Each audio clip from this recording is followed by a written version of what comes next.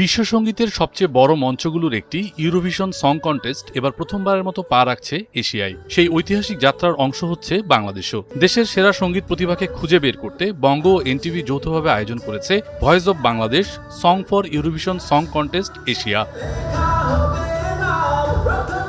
বিশ্বমঞ্চে বাংলাদেশের প্রতিনিধিত্ব করার এই প্রতিযোগিতায় অংশ নিতে হলে গান হতে হবে সম্পূর্ণ নতুন, মৌলিক এবং আগে কোথাও প্রকাশিত নয়। একক শিল্পী, দ্বৈত শিল্পী কিংবা ব্যান্ড, যে কোনো ঘরানার পেশাদার ও দক্ষ সঙ্গীত শিল্পীরা এতে অংশ নিতে পারবেন। লক্ষ্য এমন একটি মৌলিক গান এবং শিল্পী নির্বাচন করা যিনি আন্তর্জাতিক মঞ্চে বাংলাদেশের সঙ্গীত ও সংস্কৃতিকে তুলে ধরতে পারবেন। আন্তর্জাতিক মানের এই আয়োজনের উপস্থাপনায় থাকছেন সঙ্গীত শিল্পী ও অভিনেতা তাহসান খান। বিচারকের দায়িত্ব পালন করবেন দেশের 5 জন খ্যাতিমান সঙ্গীত ব্যক্তিত্ব ফাহমিদা নবী, বাপ্পা মজুমদার, আঁখি আলমগীর, হামিন আহমেদ ও শওকত আলী ইমন। আমরা এখানে দেখতে পাচ্ছি এক্সিস্টিং আর্টিস্ট যারা আছেন, এক্সিস্টিং মিউজিশিয়ান যারা আছেন, যারা অলরেডি কাজ করছেন, তারা এখানে অংশগ্রহণ করতে পারবেন। এটা আমার কাছে একটি দারুণ ব্যাপার বলে মনে হয়েছে। এবং দ্বিতীয় যে বিষয়টি আমার কাছে ভীষণ ভালো লাগছে সেটি হচ্ছে যে অফিসিয়ালি আমরা বাংলাদেশের গান নিয়ে ইন্টারন্যাশনাল প্ল্যাটফর্মে আমরা কাজ করতে যাচ্ছি।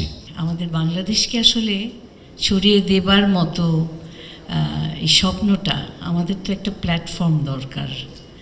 সেই প্ল্যাটফর্মটা ইন্টারন্যাশনালি আমরা সেখানে গান করতে পারবো, এই স্বপ্নটা তো আমারও। এই স্বপ্নটা আমাদের যারা এখানে বসে আছেন প্রত্যেকের। আমরা সবসময় স্বপ্ন দেখেছি বাংলাদেশের বাংলা গান নিয়ে আমরা বিশ্বের কাছে ছড়িয়ে দিতে চাই। Young aspiring musician, artist, song creators তারা প্রচুর আছেন। তাদের একটা প্ল্যাটফর্মের দরকার তাদের এক্সপোজারের জন্য। এবং এই ইউরোভিশন সং কন্টেস্টের মাধ্যমে তারা ওয়ার্ল্ড ওয়াইড তাদের মিউজিকটাকে নিয়ে যেতে পারবেন। এটা খুবই ইন্সপায়ারিং একটা ম্যাটার। এবং এটার সাথে এটাও ইম্পর্ট্যান্ট যে একেবারে ট্যালেন্টেড না, ইভেন প্রফেশনালি যারা মিউজিক করছেন এবং অলরেডি স্ট্যাবলিশ করেছেন, তাদের একটা ফুটপ্রিন্ট বাংলাদেশের মিউজিকে আছে, তারাও এটাতে কন্টেস্ট করতে পারবেন। আপনারা এই মেসেজগুলো বাংলাদেশে সর্বত্র ছড়িয়ে দেবেন। অনুষ্ঠানে বঙ্গের head of content Mohammad Ali Haider বলেন, ইউরোভিশনের এশিয়া যাত্রা বাংলাদেশের শিল্পীদের জন্য বিশ্বমঞ্চে নিজেদের প্রতিভা তুলে ধরার এক অসাধারণ সুযোগ তৈরি করেছে। ইউরোভিশন তো অনেক বছর ধরে, 70 বছর ধরে পৃথিবীতে হচ্ছে, পৃথিবীর বিভিন্ন দেশ অংশগ্রহণ করে। এশিয়ান পার্ট এই প্রথম, মানে এশিয়ার কোনো দেশ আসলে আগে ইউরোভিশনে যেতেও পারেনি। তো এই প্রথম এশিয়াতে এই কম্পিটিশনটা হচ্ছে। তো আমার মনে হয় যে বাংলাদেশে আমরা অনেকগুলো গান পাবো, যেই গানগুলো বাংলাদেশের মিউজিক ইন্ডাস্ট্রিকে আরেক ধাপ এগিয়ে নিয়ে যাবে। গানটা হবে নতুন, আনপাবলিশড, কোথাও প্রচার হয়নি সেই গান। কারা নির্বাচন করবে? আমরা ফাহমিদা আপ্পার কথাই ভেবেছি, আমরা বাপ্পাদার কথাই ভেবেছি, আমরা হামিমের কথাই ভেবেছি, আমরা ইমন ভাইয়ের কথাই ভেবেছি। এবং আমাদের সাথে আরেকজন আছে আঁখি আলমগীর, উনি দেশে নাই, উনিও জাজদের মধ্যে একজন আছেন। আহ্বান জানাচ্ছি যারা নতুন গান করছে তারা যাতে আমাদেরকে গানগুলো জমা দেয়। আমাদের জাজেস তারা ঠিক করবেন কোন 10টি গান আমরা আমাদের বাংলাদেশের যে ফাইনাল শোটা হবে 30শে সেপ্টেম্বর, যেটা এনটিভি এবং বঙ্গতে একই সাথে লাইভ আমরা দেখাবো।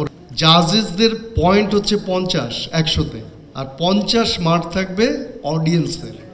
অডিয়েন্স কীভাবে সিলেক্ট করবে? এটা একটা জুপ নামে একটা সফটওয়্যার আছে, যেটা টেলিভিশনের সামনে আমরা দেখাবো। একটা স্ক্যানার কোড থাকবে, স্ক্যান করলেই কোডের মানে সে ঢুকে যেতে পারবে সেই 10 জন নামের ওখানে। তো অডিয়েন্স ভোট দিতে পারবে ইচ্ছা মতো। 8টা ভোট, এক একজন অডিয়েন্সের 8টা করে ভোট ফ্রি। কিন্তু সে যদি আরও বেশি ভোট দিতে চায় সেটা আবার পে করে কিনতে হবে। This the system. তো বাংলাদেশের সমস্ত জায়গা থেকে বাংলাদেশের মানুষ ভোট দিতে পারবে। বিদেশেও যারা বাংলাদেশে থাকে তারাও ভোট দিতে পারবে।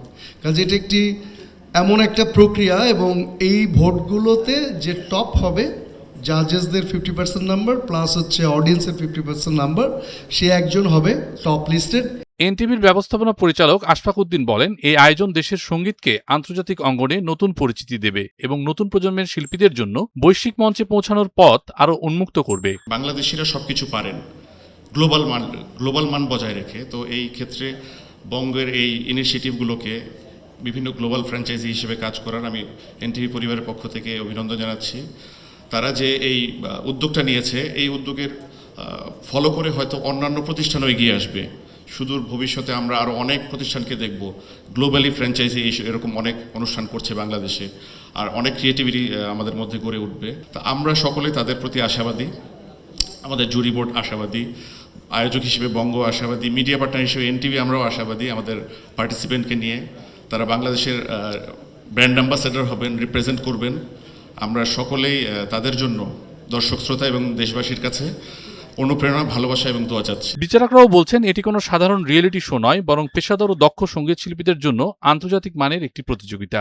ভালো একটা গুরু দায়িত্ব আমাদের কাছে পড়েছে। তো আশা করছি আমরা সাকসেসফুলি এখান থেকে বেরিয়ে আসবো এবং আমরা বাংলাদেশকে রিপ্রেজেন্ট করতে পারে এরকম একজন ভালো শিল্পী, একজন ভালো শিল্পীকে তৈরি করে আমরা ইউরোভিশন রিয়েলিটি শোতে বাইরে পাঠাতে পারবো।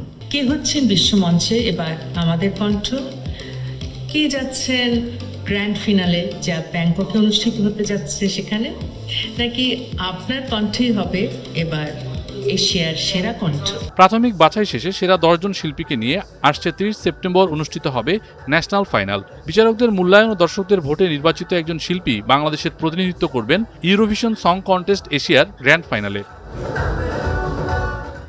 দেশীয় সঙ্গীতকে বিশ্ব দরবারে তুলে ধরার এই যাত্রায় নতুন ইতিহাস গড়ার অপেক্ষায় বাংলাদেশ।